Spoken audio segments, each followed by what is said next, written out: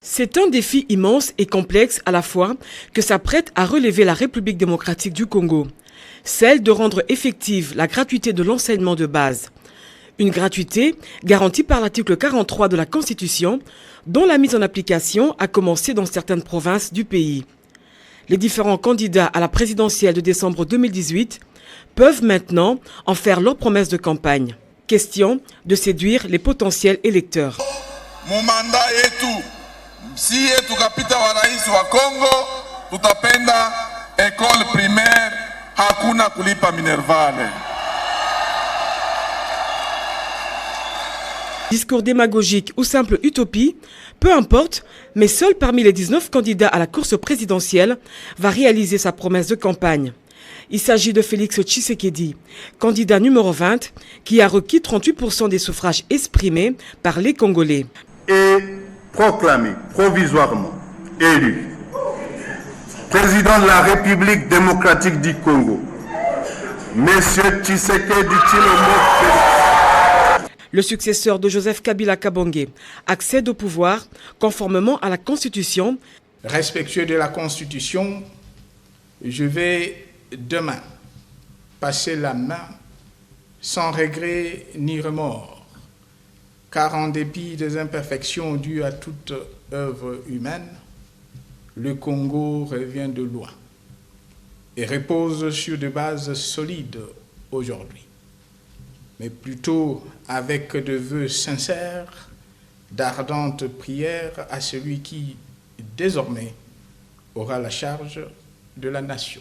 Le 24 janvier 2019, Félix Antoine Tshisekedi est investi officiellement en tant que chef d'État devant Dieu et la nation congolaise. Le 5e président de la République jure de respecter et de défendre la Constitution dans toute son entièreté. Je jure solennellement devant Dieu et la nation d'observer et de défendre la Constitution et les lois de la République. L'image a fait le tour du monde. Joseph Kabila Kabange passe la main à Félix Antoine Tshisekedi. Qui eût cru?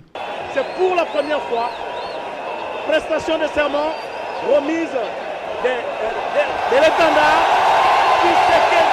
Une transition historique, pacifique et civilisée, où l'on voit le président sortant remettre les symboles du pouvoir à son successeur.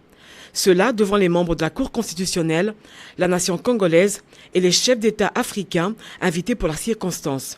Quelques mois après son investiture, le président de la République va concrétiser sa promesse de campagne. Félix Tshisekedi annonce l'effectivité de la gratuité de l'enseignement de base. La gratuité, c'est en train d'arriver petit à petit. Donc on avance, on est en train d'aller étape par étape, mais je pense que le chantier sera complet à la rentrée de l'année prochaine. Là, on aura à la fois résolu le problème de retraitement, mais également celui de la gratuité. Et pour matérialiser cette gratuité, une table ronde sera organisée. Celle-ci va réunir les acteurs de la société civile, les experts du secteur de l'éducation, ainsi que les représentants des 26 provinces. Ensemble, ils vont examiner avec la plus grande attention l'applicabilité de cette gratuité. L'alinéa 3e de l'article précité de la Constitution de notre pays non seulement rend obligatoire l'éducation de base, mais également et surtout impose sa gratuité, tout au moins pour les établissements publics. À l'issue de ces travaux, des mesures d'accompagnement ont été prises. Parmi les recommandations formulées, on note la qualité de l'enseignement, les conditions d'accueil qui passent par la construction des nouvelles écoles. Et pour garantir cette effectivité, avant la rentrée scolaire, tous les directeurs des provinces éducationnelles se sont réunis pour préparer la rentrée scolaire.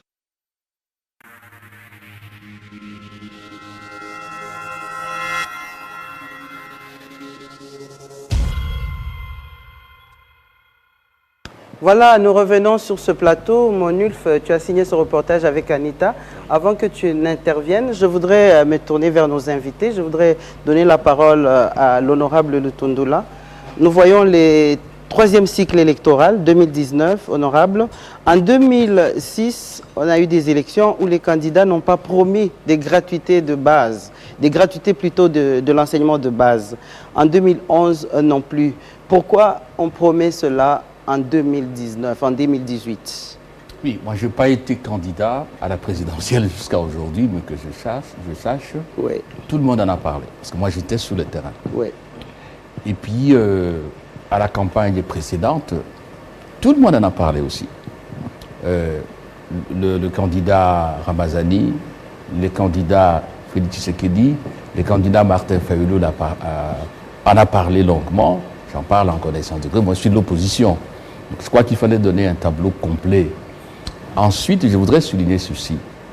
C'est une option constitutionnelle. Elle ne se discute pas. Oui. C'est clair comme de l'eau claire dans un verre clair. Je dirais mieux, c'est une option consacrée par les instruments internationaux comme un des droits fondamentaux de tout citoyen, le droit à l'éducation. Okay? Le problème aujourd'hui, c'est de savoir comment allons-nous appliquer cette disposition-là, heureusement, pour qu'il n'y ait pas de casse ailleurs. Parce que la gratuité de l'enseignement... Nous allons y arriver, j'aimerais bien qu'on suive le cours. Je vous en prie, je reviens à ça. Je voudrais poser la problématique. Parce que, madame, le problème de la gratuité, et il est un problème complexe, je voudrais souligner ça d'entrée des jeux, oui. Un problème délicat et de haute sensibilité politique et sociale. Et donc, il faut de la froideur, du courage politique et puis des propositions qui font avancer le dossier. Voilà. Et maintenant, parce que vous avez dit pourquoi maintenant, donc je vous disais que ça ne se discute pas. Effectivement, à tout seigneur, tout honneur, nous avons un chef de l'État qui, d'entrée des jeux, est sur le terrain. Il a fait un engagement, il y a une prescription constitutionnelle, il dit « je dois aller dans ce sens-là », il fixe le cap. On ne peut pas nier ces mérites-là, quel que soit son bord politique, vous comprenez. Et nous allons en parler tout de suite. Comment y arriver? Parce qu'une chose est de dire qu'on y va, une autre est d'y aller et d'arriver, je souligne, sans casse. Parce qu'il n'y a pas d'enseignement sans enseignants, il n'y a pas d'enseignement sans infrastructure. Je voudrais faire intervenir M. Pouna, M. Jean Bosco Pouna. Le président Tshisekedi annonce la gratuité. Il y a 2 réunions qui se tiennent. Il y a la table ronde, il y a la promo scolaire. Est-ce que cela a été suffisant pour qu'on puisse parler de cette gratuité, de l'application de cette gratuité à tous les niveaux, à partir de ces 2 réunions? Merci, madame. Mais parce que les acteurs qui ont pris part à la table ronde ont trouvé que l'urgence s'imposait. 2006-2019, 13 ans. L'article 43 n'était pas appliqué, 13 ans. Mais lorsqu'à la table ronde, les experts, les acteurs, les partenaires éducatifs se rendent effectivement compte qu'il y a lieu de pouvoir appliquer cette gratuité, bien sûr boostée par une volonté politique, eh bien je crois qu'il est temps que cette gratuité commence. Je pense que c'est une grande réforme, comme l'on vient de le dire, qui est complexe à mettre en place, mais il faut savoir commencer. Donc c'est un processus. C'est un processus, c'est un processus qui commence avec l'article 43. Il y a la construction des infrastructures qui doit intervenir. Toutes ces questions, madame, ont été abordées à la table ronde. Oui. Il y a eu comme résolution les réajustements des salaires des enseignants. Il y a eu comme résolution le non-paiement de tous les frais de motivation de la première année jusqu'en 6e année, ce qu'on appelle aujourd'hui la 4e année. Il y a eu comme résolution la construction, et ça c'est à long terme, vous vous imaginez, la construction des infrastructures pour résorber le nombre d'enfants qui demandent l'éducation. Malheureusement pour nous, cette situation allait trouver déjà des réponses sous Matata. Construction de 1000 écoles. Mais il faut faire la traçabilité. Il a conçu 500 écoles pendant 5 ans, au lieu de 5000 écoles. Ok, donc 500 écoles ont été déjà construites. C'est un processus qui commence et qui doit se poursuivre. Je voudrais poser la question à Monulf, parce que celui qui a fait l'enquête là-dessus. Monulf, quand tu termines ton reportage, tu nous dis que le processus est lancé, il y a la construction des écoles. Qu'est-ce que tu fais comme commentaire par rapport à ce que nos invités ont dit? Oui, je pense bien qu'il y avait 5000 écoles, comme je l'ai dit dans le reportage. Mais les décomptes nous donnent 534 écoles qui ont été construites. Donc, si on voit bien, c'est 10%.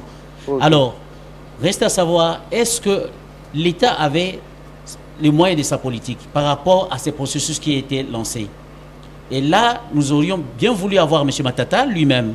Nous sommes allés vers lui, mais fort malheureusement, peut-être qu'il était empêché, il n'a pas pu répondre à ses préoccupations. Pourquoi 2019? C'est parce que quelque part, il y a eu quelque chose qui ont été faites, effectivement. Donc les bases sont jetées, les bases sont posées. Tout à fait. Je pense que l'honorable a commencé à dire ici que d'abord cette constitution qui inscrit l'enseignement obligatoire et on commence à construire des écoles. Si on avait continué avec ces rythmes-là, je pense qu'on n'aurait pas des classes très bondées aujourd'hui comme c'est le cas. Ça va intervenir bientôt, on va le suivre dans un de nos reportages. Là, je voudrais faire parler les chiffres. Est-ce que l'État a-t-il les moyens de sa politique? On vient d'annoncer les 2 réunions table ronde et la promo scolaire qui ont introduit cette gratuité de l'enseignement de base. Suivons un peu avec Adelin Makpolo les chiffres.